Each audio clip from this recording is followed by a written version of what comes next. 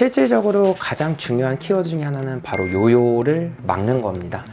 체질에 따라서 약제의 구성 성분 자체가 다르게 돼요. 87kg였는데 지금은 62kg로 유지를 하고 있습니다.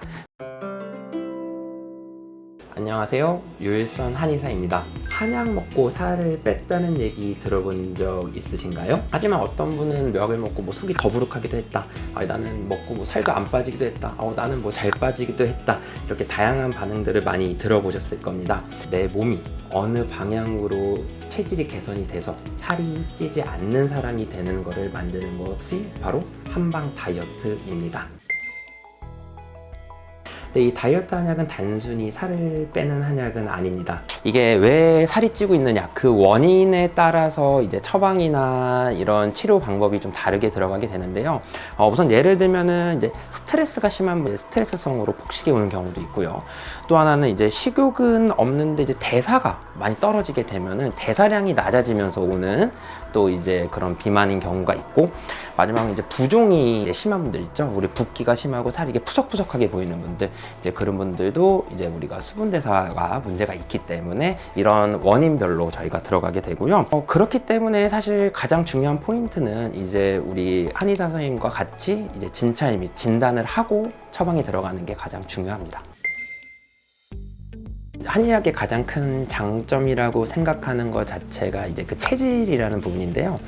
일반적인 같은 성분으로 용량만 조절하는 이제 방식의 다이어트도 있고, 한의학에서는 말씀드렸던 것처럼 체질에 따라서 약제의 구성 성분 자체가 다르게 돼요. 그렇기 때문에 환자분의 체질을 정확히 진단 및 진찰한 후에 그걸 파악을 해서 환자분한테 적합한 약제가 들어가게 처방을 구성하게 된다면 그런 부작용을 아무래도 더 최소화할 수 있게끔 할 수 있을 겁니다. 다이어트 한약을 복용하시게 되면은 아무래도 대사를 촉진하고 이런 역할도 있지만 노폐물을 배출하는 성분도 충분히 같이 포함이 돼요. 그래서 체내에 노폐물이 쌓인 것도 우리가 배출을 시켜야 더 좋은 다이어트가 되거든요. 이제 그 과정에서 위장관이 좀 예민하고 민감한 분들은 있죠. 그런 분들은 아무래도 좀 설사를 하는 경향이 있으세요. 그래서 그 증상이 근데 장기화되거나 그러면은 저희가 또 중간중간에 체크를 하면서 처방에 대해서 꼼꼼하게 디테일하게 들어가는 부분이 있는데, 실제로 위나 대장 쪽에 노폐물이 좀 많이 축적된 분들은 아무래도 설사하는 빈도수가 좀 높아지는 경향이 있는 것은 사실입니다. 아무래도 이제 다이어트를 시작하게 되면은 이제 식욕을 조절하는 약제들도 이제 어느 정도 포함이 되게 되면은 섭취하는 영양분의 양이 좀 줄어들게 될 수도 있고, 그러면은 아무래도 기력이 좀 떨어지는 느낌이 날 수도 있습니다. 그렇기 때문에 이제 저희 한의원에서는 사실 2주마다 경과 관찰을 꾸준하게 하고 매 끼나 이런 체질을 체크를 해요. 그래서 환자분한테 너무 기력이 떨어지지 않는 범위, 또 아니면은 굳이 맞지 않는 약제들을 저희가 선별을 해서 그 체질에 맞게끔 들어가기 때문에 많이 예방을 할 수 있고요. 너무 에너지가 떨어질 정도로 지방을 과도하게 분해하게 된다면은 오히려 사실은 다이어트를 하면서 건강을 잃을 수도 있기 때문에 그 부분을 조절하는 게 사실 한방 다이어트의 장점이자 핵심. 마왕이라는 성분이 항상 들어가는 거는 아니지만 그래도 환자분 체질에 따라서는 처방이 들어가기도 합니다. 근데 이 마왕 성분이란 거는 그 교감신경을 좀 자극을 하는 성분이 포함이 되어 있거든요. 그래서 아무래도 전신에 이제 신진대사를 좀 올리는 영향이 있기 때문에 그거에 좀 몸에 부담을 느끼는 분들은 아무래도 좀 두근거리고 그런 증상들이 동반이 될 수는 있고요. 이 체질에 따라서 마왕이 들어가기도 하고 안 들어가기도 하고, 그거에 맞춰서 환자분들의 불편감을 좀 최소화하는 방식으로 처방이 들어가게 됩니다. 다이어트 한약을 3달간 복용을 했는데 처음에는 사실 제가 이 다이어트 하기 전에는 식습관이 좀 좋지 않아서 위장관이나 이런 데 노폐물이 많이 있어서 아까 표현한 것처럼 몸이 항상 좀 무거운 느낌이 많이 있었어요.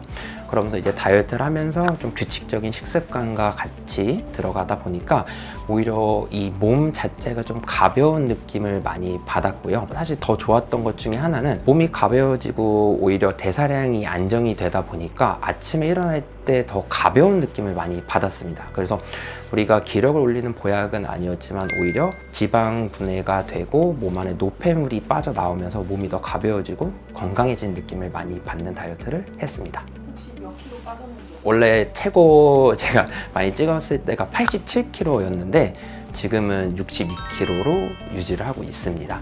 지금 벌써 다이어트가 끝난 지 한 1년 반 정도 됐는데 그 몸무게를 계속 유지하고 있습니다.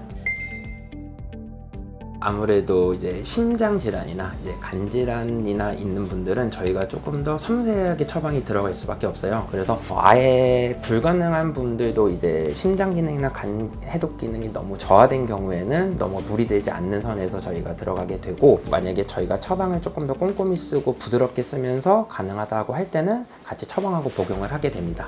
그리고 예외 경우를 하나 말씀드리면은, 아무래도 이제 몸에서 약물에 대한 민감한 반응이 있는 분들의 경우에는 다이어트 약침 위주로 저희가 다이어트를 들어가게 됩니다. 그래서 복부나 팔 아니면 허벅지 이런 데 위주로 다이어트 약침 위주로도 진행을 하고 있습니다. 저희가 이제 한의학에서 한약 성분을 추출을 해서 그 국소 부위, 예를 들어 뱀은 배, 옆구리면 옆구리살, 거기에다가 집중해서 치료가 들어가게 되는 주사 치료 중에 일종이에요. 그래서 그 성분이 한약 성분으로 이루어져 있고, 그 해당 부위에 있는 지방을 부드럽게 잘 풀어줄 수 있게끔 해서 국소 지방으로 다이어트가 들어갈 수 있는 방법 중에 하나입니다. 요새는 사실 다이어트를 여러 번 했던 분들도 자주 오세요. 혼자 노력해서 하신 분들도 계시고, 다른 곳에서도 처방을 받으셔서 하는 분들이 계신데, 실질적으로 가장 중요한 키워드 중에 하나는 바로 요요를 막는 겁니다. 그럼 요요를 막기 위해서는 어떻게 들어가면 좋냐라고 저희가 말씀을 드릴 수 있는 게, 사실 이것도 체질에 따라 다르긴 해요. 그래서 우선 가장 기본적으로는 대사량이 떨어지지 않는 다이어트를 해야 돼요. 우리가 일반적으로 다이어트가 좀 과도하게 되는 경우에는 지방도 떨어지지만 근육량도 같이 떨어지는 경우가 많습니다. 그럼 이에 따라서 근육량이 떨어지기 때문에 대사량도 같이 떨어져 버리거든요. 그러면서 살은 빠졌지만 다이어트가 끝나면 대사량 자체가 뚝 떨어져 있어서 먹으면 먹는 대로 오히려 더 살이 찌게 되는 경우가 많은데, 대사량을 유지할 수 있는 다이어트를 하면 좋고요. 그러기 위해서는 저희가 이제 다이어트 막바지에는 환자분들의 생활 습관, 생활 패턴을 많이 저희가 교정을 해요. 그래서 운동하는 습관, 그리고 규칙적인 식습관들을 조절을 하면서 요요가 오지 않게끔 다이어트 후에도 저희가 지속적으로 2주에 한 번이나 한 달에 한 번 정도는 경과 체크하면서 진행을 하고 있습니다. 한의원에서는 이 다이어트는 단순히 이제 지방만 분해하는 그 수치상으로 나타내는 다이어트는 아닙니다. 아까 말씀드린 것처럼 살이 찌는 원인, 그 체질을 분석을 해서 그 체질을 개선을 시키면서 지방을 빼는 게 가장 핵심이에요. 그렇기 때문에 살을 뺀다라는 개념도 중요하지만, 나는 살이 안 찌는 사람이 되는 거, 이게 바로 한방 다이어트의 가장 큰 장점이자 우리가 원하는 다이어트 방향이라고 말씀드릴 수 있습니다.